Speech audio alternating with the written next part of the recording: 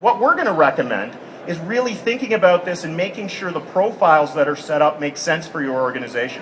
That HR actually drives this, not the vendor, not the consultant. Competencies is the perfect example. The belief out there and what we see, one needs a high-priced consultant to develop competencies. I've worked with an organization that spent $1 million with the Hay Group to develop a competency profile for their organization. And those competency definitions are excellent. They're the best I've ever seen. Each one's about 10 pages. I mean, if you read it, you'd be like there'd be no other way to talk about communication or strategic orientation or business leadership once you read it, because it's defined every which way you could possibly think of. It's excellent, right? But I can't give it to you and say, put it in your performance appraisal. Because that relates to that organization completely. And it's great. But you don't need that high-priced consultant to develop competencies, because what competencies really are a set of attributes or behaviors required to be successful in the position, right?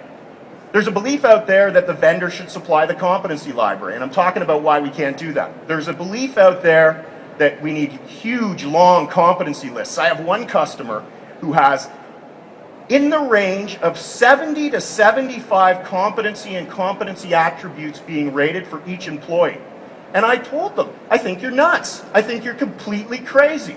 How's anybody going to possibly interpret this? How can you be rated on 75 behaviors? You'd have to be like a robot or something to be able to pick up and fix one. And they kind of laugh at me because, we have some fun with it. And at the end of the day, I always say to the client that this is your decision. I'm just take it with a grain of salt. I mean, I wouldn't do it. What I think we should think about are simple competencies that relate to business drivers. And I think that's where we start with competencies. We talk about, the fact that if I'm in sales, I need to be able to follow up. I need to be able to execute. I like execution. I like my salespeople to have a competency about execution so that I know when they get a lead, I don't have to follow up to see if they're following up. They're just picking up the phone and calling them. I think that's important. It's important for the business. So I want to think about what the business needs from the position and relate the behaviors to that position. 4 to 6 competencies in my world is the right amount. I think any more than that, you lose the focus. I think any less than that, they lose importance. The most important thing about competencies, though, is not the description or how many or how they're assigned. The most important thing is that last bullet point right here. It's observable behaviors. That's what competencies are. They're a set of attributes or behaviors that anybody who works with somebody should be able to witness, should be able to see, should be able to observe. The best competency definitions are the ones that supply lots of behavioral examples. Let's take a look at one. This is what we see a lot of. John, let's focus on the description. Okay, so teamwork.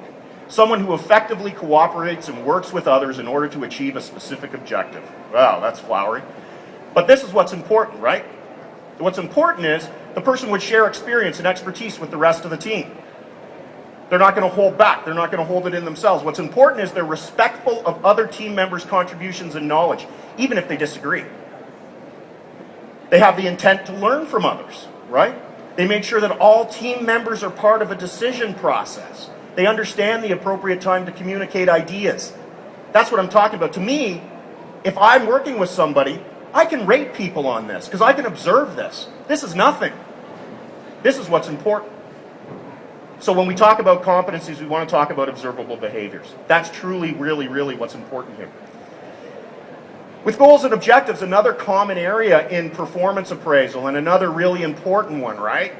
We talk about goals and objectives and they're important, but too often we see this set them and forget them mentality. What I mean is, even if the client or the prospect is using a paper-based process, and they say, John, we got a great goal-setting process. We get together, we have a meeting, we set the goals. And I'm like, and then what happens? Well, we look at the end of the year and see whether or not we hit them, right? I'm like, oh, so you do that part, that's good. Because a lot of clients don't even do that at the end of the year. So this set them and forget them thing is something we got to watch out for. Goals created without reference to business drivers really, to me, aren't goals. They're personal development initiatives. Some people would say to me, what's the difference between goals and objectives and a personal development plan? That's very simple. Goals and objectives are related to business drivers. Personal development's related to you, the employee. Okay? Managers relying on the employee to write goals. What a farce that is. And so many of these prospects we speak to, well, we'll let the employee go through the goal setting process. And I'm like, and you're the manager, so this is your way of shifting your responsibility to them, right? Is that what I'm getting out of this? Because your manager should be able to write goals for their employees. It should actually be a collaborative process, right? But there should be some milestones with it. There should be some tangible, numbers associated with it, something we can draw on to say, have they hit it or not? What we really want people to think about is linking to organizational objectives, that goal setting should start with the organization's objectives for the year, and that the employee should align themselves to that. And by doing that, we ensure the business driver linkage, the business driver orientation. We don't think goals necessarily have to be SMART. I like the SMART definition, but goals need a time frame, and they need a commitment to be reviewed more than once a year. So we're going to suggest a quarterly review. Goals need a success measure. How do we know if the person achieved the goal? Let's agree on what success means, okay? 3 to 5 goals a year are realistic. Any more than that, it's confusing for the employee. Any less than that, there's no motivation.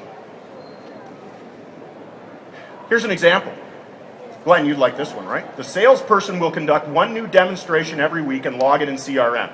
This will help contribute to the organizational objective of increasing new customers by 10% over the prior year.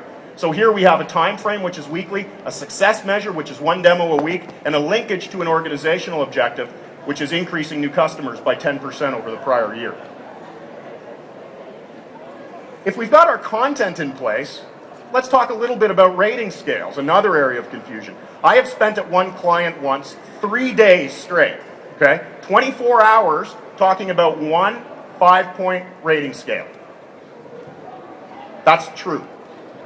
Rating scales are a very confusing area for many, many organizations.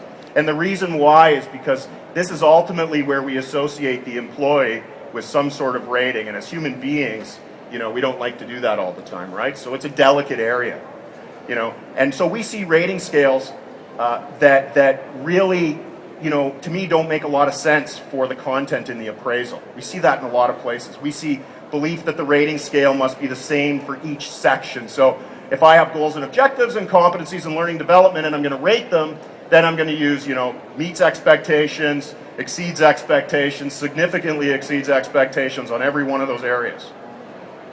We see, a confusing element to me, which is, I pick on this scale here because it's popular and I can't stand it personally. Because if I'm a manager, I really don't know what the difference is between meets, exceeds, and significantly exceeds unless you spell it out and tell me. And every organization I've seen that uses this doesn't take the time to spell out what the difference is between good, better than good, and great. They're all positive, right? If you're a manager, how do you know? That's confusing to me.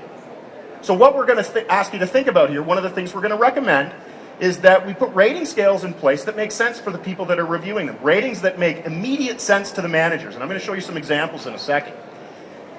Ratings should be supported by behavioral examples and should relate to the content. So I mentioned this earlier. It's not enough just to give a rating. We want to make sure we specify examples of behavior. We want to talk about how it relates to the content. Let's take a look at an example. My favorite one, the goal rating scale. I love this. So you set a goal at the beginning of the year, and when we get to the end of the year, let's just be black and white about it. Did you meet the goal or not? Right?